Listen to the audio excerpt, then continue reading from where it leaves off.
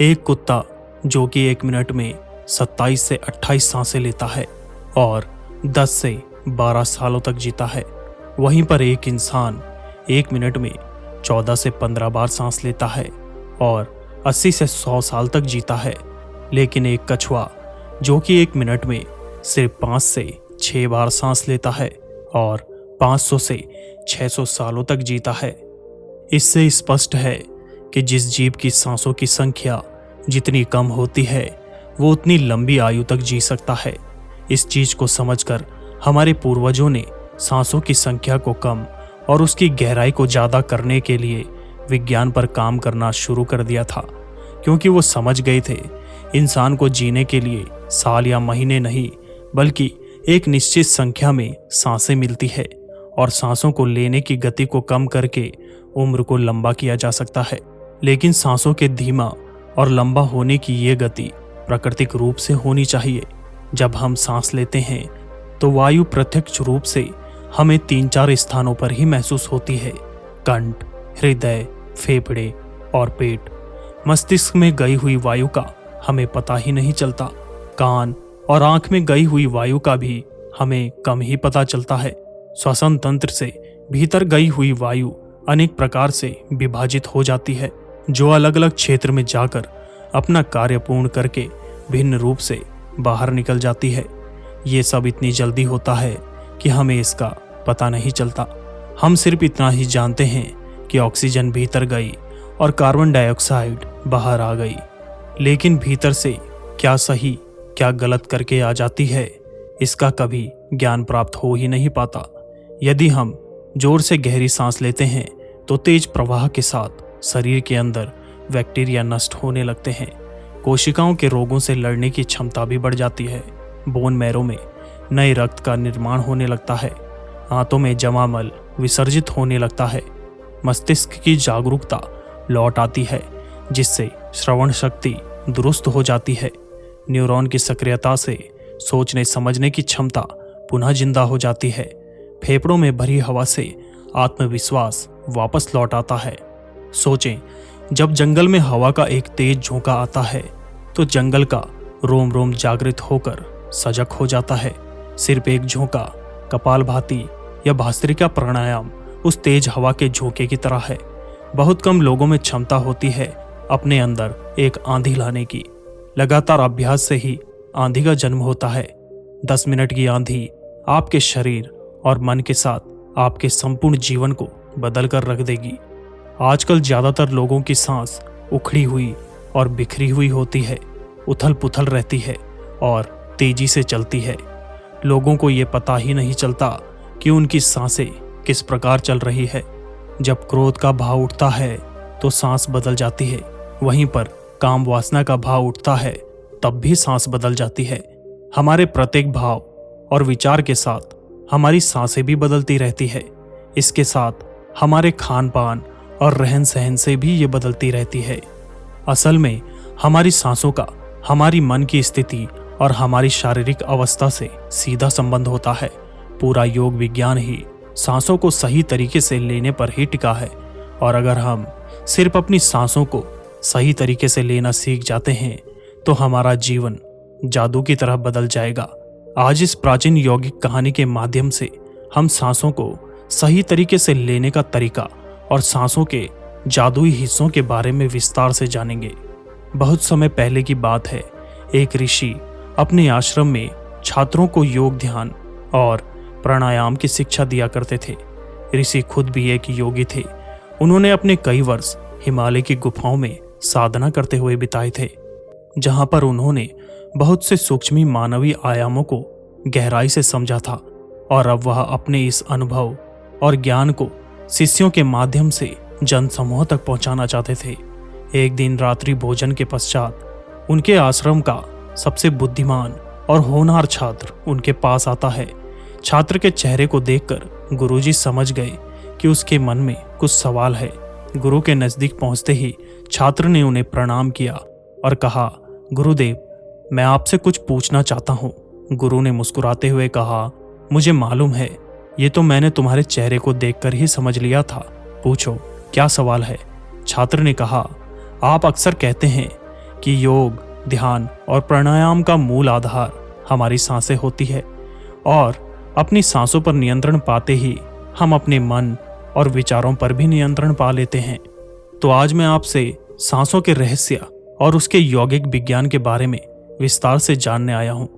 ये सुनकर गुरु ने एक हल्की सी मुस्कान दी और फिर कहना शुरू किया, जैसा हमारा मन होता है हमारी सांसों की गति भी वैसी ही हो जाती है, या फिर जैसी हमारी सांसें होगी वैसे ही हमारी मनोदशा हो जाएगी। यानी हमारी सांसों से सब कुछ जुड़ा हुआ है। जो हमारे भीतर घटता है वही हमारे बाहर भी घटता है। हर घटना हमारी सांसों से गहरा संबंध रखती है। मतलब कि अपनी सांसों की गति पर नियंत्रण करके अपने मन और विचारों पर नियंत्रण कर सकते हैं। अगर तुम किसी सच्चे योगी और साधक को ध्यान से देखो तो तुम्हें उसके चेहरे पर एक गजब का ठहराव दिखेगा। एक सच्चा योगी बुरी से बुरी परिस्थिति में भी खुद को स्थिर और शांत रखता है। एक योगी अपनी भावनाओं को नहीं दबाता, बल्कि वो अपनी सांसों पर नियंत्रण हासिल कर सकता है और सांसों को नियंत्रित करते ही वो अपने मन पर नियंत्रण पा लेता है। और जिस व्यक्ति का मन उसके नियंत्रण में हो, उसके पास उसकी सभी समस्याओं का समाधान भी होता है।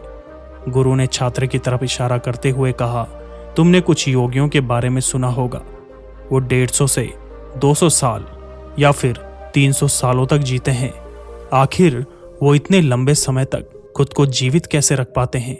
असल में उनका नियंत्रण अपनी सांसों पर होता है, जिसे प्राण ऊर्जा भी कहते हैं। प्राण ऊर्जा हमारे चारों तरफ है। इसे कितनी मात्रा में लेना है और छोड़ना है, ये एक योगी अच्छी तरह से जानता है।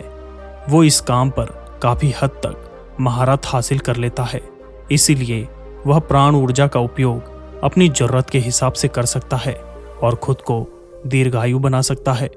अगर तुम अपने शरीर को स्वस्थ रखना चाहते हो, सामान्य से अधिक क्षमता चाहते हो, तेज बुद्धि चाहते हो, तो तुम्हें अपनी सांसों को समझना होगा, उन्हें नियंत्रित करना होगा। और उन्हें नियंत्रण करते ही तुम्हारे जीवन में सब कुछ व्यवस्थित हो जाएगा। असल में डर, चिंता और परेशानी जैसी कोई चीज होती ही नहीं है। यह सिर्फ हमारे मन और भावनाओं की उपज है। हमारे मन में भावनाओं को केवल एक ही चीज नियंत्रित कर सकती है और वह है हमारी सांसें। हमारे अंदर का क्रोध, चिंता, जलन, अहंकार, बदला लेने की भावना, ये सब कुछ हमारी सांसों के हिसाब से चलता है। अगर हमारी सांसों पर हमारा नियंत्रण है तो ये सभी विकार हमारे नियंत्रण में आ जाते हैं। सांस हमारे शरीर और हमारे मन के बीच एक पुल का काम करती है। अगर हमें अपने मन तक पहुंचना है, उसके विकारों को समझकर उनको दूर करना है, तो हमें अपनी सांसों के पुल पर चलना होगा। हमें अपनी सांसों के जरिए अपने मन तक पहुंचना होगा और एकमात्र यही रास्ता है अपने मन को समझाने का।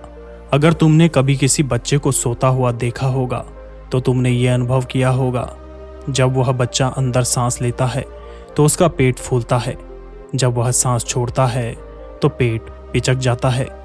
यानी कि एक बच्चा अपने पेट, अपनी नाभि से सांस लेता है, जो कि सांस लेने का सबसे प्राकृतिक और सही तरीका है।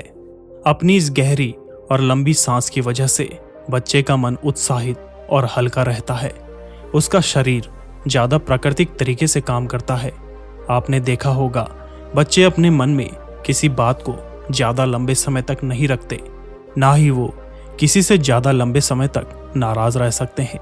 अगर किसी गलती पर डांट या मार दिया जाए तो उसे कुछ समय बाद वो भूल भी जाते हैं और खेल में मगन हो जाते हैं। बच्चा इतना सरल इसलिए हो पाता है क्योंकि उसकी सांसें प्राकृतिक रूप से चलती है। यानी नाभि से बच्चे के शरीर का विकास होता है। विकास के लिए ज्यादा ऊर्जा और ज्यादा ऊर्जा के लिए लंबी सांसें चाहिए, इसलिए प्रकृति ने उसे ज्यादा लंबी सांसें दी है। हालांकि ये लंबी सांसें हर मनुष्य को दी गई है, लेकिन इंसान ने अपने जीवन में कुछ अप्राकृतिक परिवर्तन करके अपनी सांसों को छोटा कर लिया है। वह पेट के बजाय अपने सीने से सांस लेता है। हम जितनी छोटी सांस लेंगे, हमारा मन उतनी ही चिंता और बकवास से भरा होगा। हमारी सांसें जितनी लंबी और गहरी होंगी, हम उतने ही खुश और शांत रहेंगे। गुरु ने आगे कहा, एक आदमी 1 मिनट में 14 से 15 बार सांस लेता है। सांस का सीधा संबंध हमारे मन की स्थिति और हमारी शारीरिक कंपन से है। अगर 1 मिनट में ली जाने वाली सांसों की संख्या 11 से नीचे आ जाए तो हम अपने आसपास होने वाली कई कंपन को समझना शुरू कर देंगे, यानी जानवरों की आवाजें हमारे लिए स्पष्ट हो जाएंगी। आपने सुना होगा कि शेर और बाघ जैसे खूंखार जानवर भी कुछ योगियों के सामने पालतू बिल्लियों की तरह व्यवहार करने लगते हैं। ऐसा इसलिए हो पाता है क्योंकि उन योगियों ने अपनी सांसों की संख्या को कम करके जानवरों की आवाज़ों, उनकी भावनाओं और कंपन के साथ एक संवाद स्थापित कर लिया है। अगर 1 मिनट में ली जाने वाली सांसों की संख्या 9 से कम हो जाए तो पेड़ और वनस्पति जो कार्य कर रहे हैं वह समझना हमारे लिए आसान हो जाएगा।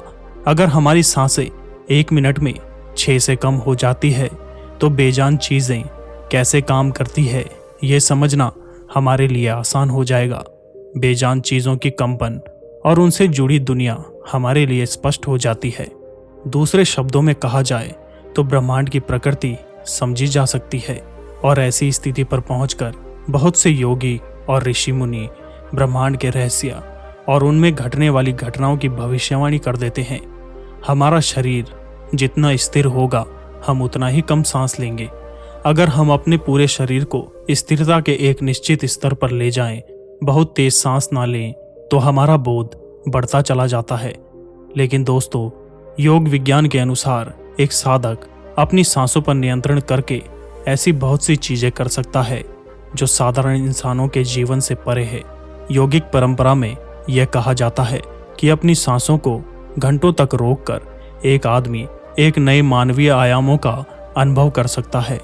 ऐसी बहुत सी बीमारियां जो जानलेवा हो सकती है या जिनका कोई इलाज नहीं है, उन्हें केवल अपने मन और दिमाग पर नियंत्रण करके ठीक किया जा सकता है।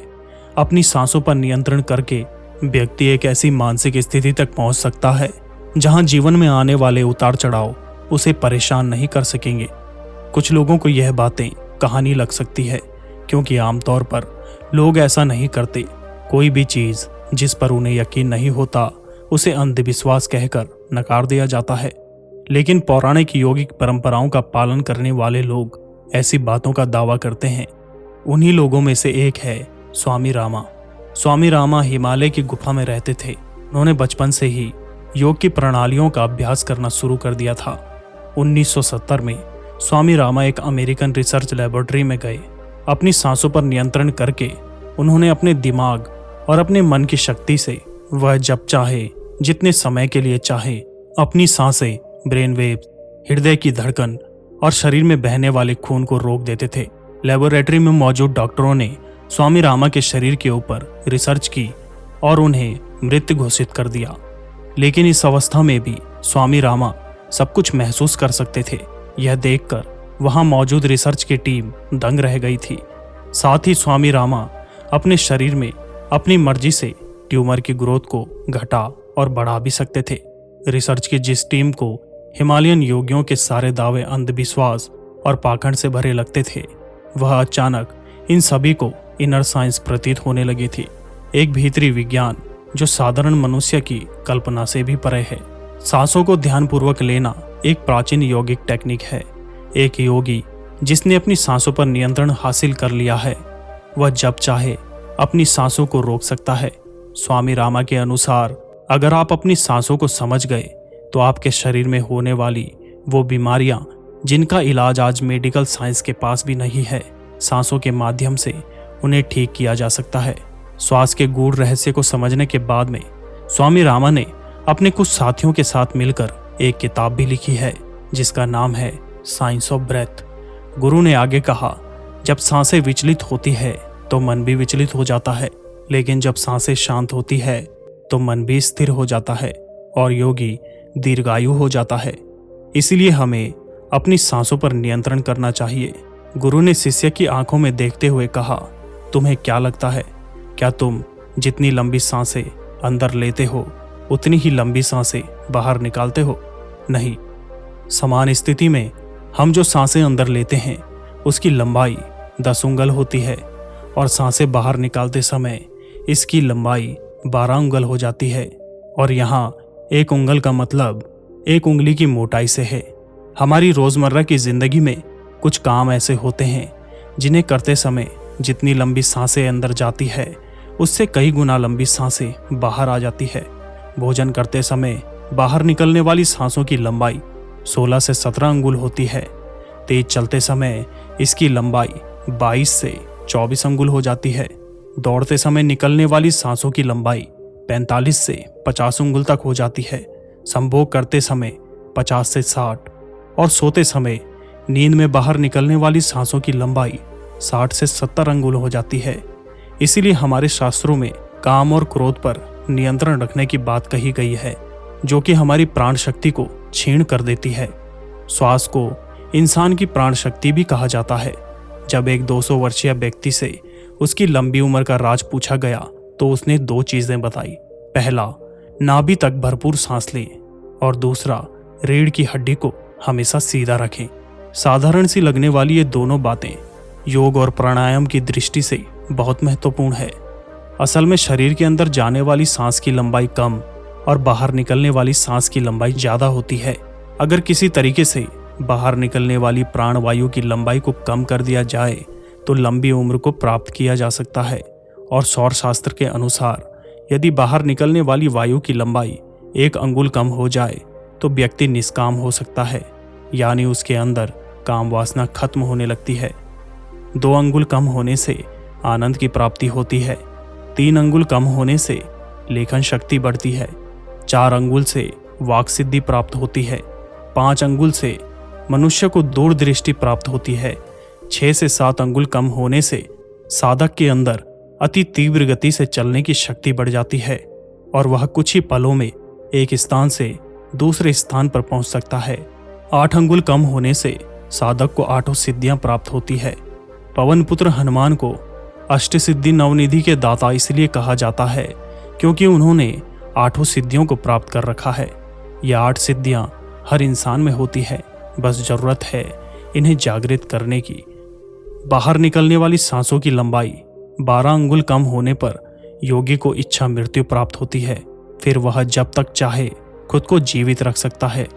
लेकिन यह सारी सोई हुई शक्तियां केवल तब ही जागृत होती है जब मन में इन्हें जागृत करने की तीव्र अभिलाषा हो, और मन का स्थूल रूप श्वास है, यानी सांसें। इसीलिए सबसे पहले सांसों पर नियंत्रण करना जरूरी है।